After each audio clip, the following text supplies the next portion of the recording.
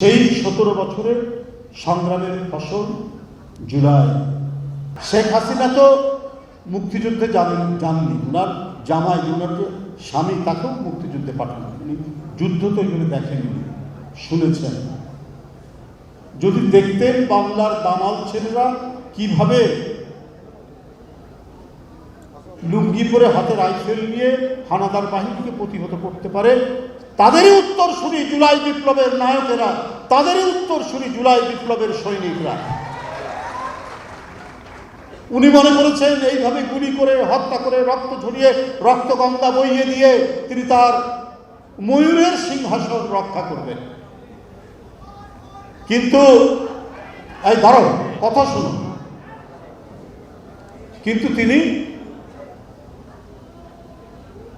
এই জাতির বীরত্বের ইতিহাস, তার ভেতরের সাহসের যে শক্তি, এই শক্তি পরিমাপ করতে পারেননি শেখ হাসিনা।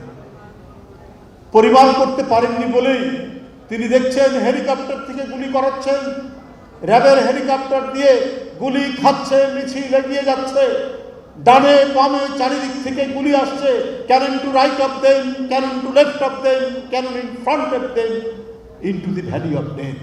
আলফ্রেড টেনিসনের সেই কবিতাটা, ডানে কামানের গোলা, বামে কামানের গোলা, মৃত্যুর উপত্যকা দিয়ে সৈন্যরা ছুটে বেড়াচ্ছে। জুলাই বিপ্লবের সৈনিকরা ছিল তাই, ডানে বামে গুলি। আলফ্রেড টেনিসন উপর থেকে গুলির তখন হেলিকপ্টার আবিষ্কার হয়নি, প্লেন আবিষ্কার হয়নি। এখানে আরেকটার যোগ হয়েছে, ডানে গুলি, বামে গুলি, সামনে গুলি, পেছনে গুলি, আকাশ থেকে গুলি, তারপরে দুর্দম বেগে এগিয়ে যাচ্ছে এই বাহিনীরা।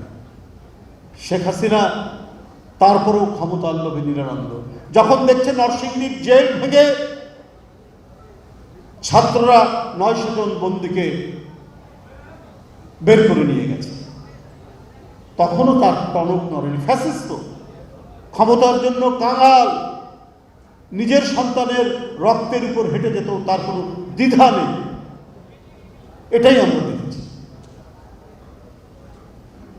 তারপরেও তার আরেক সেনাপতি ওবায়দুল কাদেরের কথা ভুলে গেছেন? ওই জুলাইয়ের 24-25 তারিখে তিনি সাংবাদিক সম্মেলন করে বলছেন ছাত্রদের উচিত শিক্ষা দেওয়া হবে। এরা দেশের অভিভাবক, এরা দেশের মন্ত্রী, এরা রাজনীতি করে, ওদের টনক করে না। সাংবাদিক সম্মেলন করে তৎকালীন অবৈধ প্রধানমন্ত্রী বলছেন এরা রাজাকারের বাচ্চা। ছাত্ররা জবাব দিয়েছে, কে বলেছে? স্বৈরাচার। আমরা নাকি রাজাকার। কি বিদ্রুপ, কি ব্যঙ্গ এই ছেলেরা করেছে। নতুন অভিনব তারা কর্মসূচি নিয়ে এসছে, তারা ছড়া কেটেছে, গান গেয়েছে, তারপরে পতন হয়েছে। 19 জুলাই আমি গ্রেপ্তার হলাম। বাইরে কি হচ্ছে অত জানতাম না, কিছু আমরা খবর পাচ্ছি। শুধু বলতে পারে এক দফার আন্দোলন দেয় না কেন?